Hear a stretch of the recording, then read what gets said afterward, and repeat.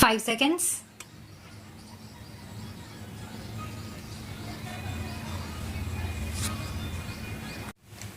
Madam Deputy Chairperson, I am glad for the opportunity given to me to speak a few words on the subject.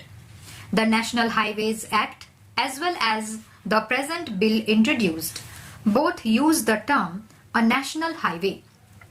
A national highway is a highway that is notified by the Government of India.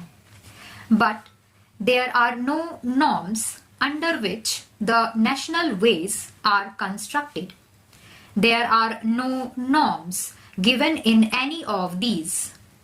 Before taking up any road as a national highway, we must go into what the traffic condition is, what are the roads that should be taken over by necessity, what are the essential traffic conditions and other conditions. These must be looked into. But what are the norm being adopted is not given in this bill. I find there are some discrimination also. For example, in Tamil Nadu, there is only one highway, highway number 45. There is no other national highway in Tamil Nadu. The problem is that the Tamil Nadu government has asked for so many roads to be taken over as national highways, particularly highway to Salim Steel Plant. It is the main road with very heavy traffic. In between, there is Neyveli, a major lignite project. There is a big road, a highly essential road that was asked by the state government be taken as a national highway. It is not considered. Subsequent to this national highway 45, no road is taken up as a national highway. Therefore, through you, Madam, I ask the Honorable Minister to consider this and take up all the roads referred to by the Government of Tamil Nadu as a national highway, because Tamil Nadu is one of the states in India which has motorable roads to almost all the villages in the state. Financially, the state government is under very high pressure. Many roads have been taken up by the state government to link all the villages with motorable roads. There is this financial constraint for the state government to maintain all the roads. At least, if some roads are taken by the national highway, it will somewhat lessen the burden of the state, and it will be easier for the state government to maintain the other roads. Therefore, through you, Madam, I ask the government to consider this also. We have so far only 32,000 and odd kilometers under the national highway. It is a very poor figure. We should not hesitate to take up more length of roads under this scheme. The government may say that the resources are very limited. In this connection, what I submit is that you have taxed petrol. Previously, when the legislation was introduced, only petrol was in use. Now, diesel is also used. All the lorries, all the movable vehicles are using only diesel. Large quantities of diesel is being used.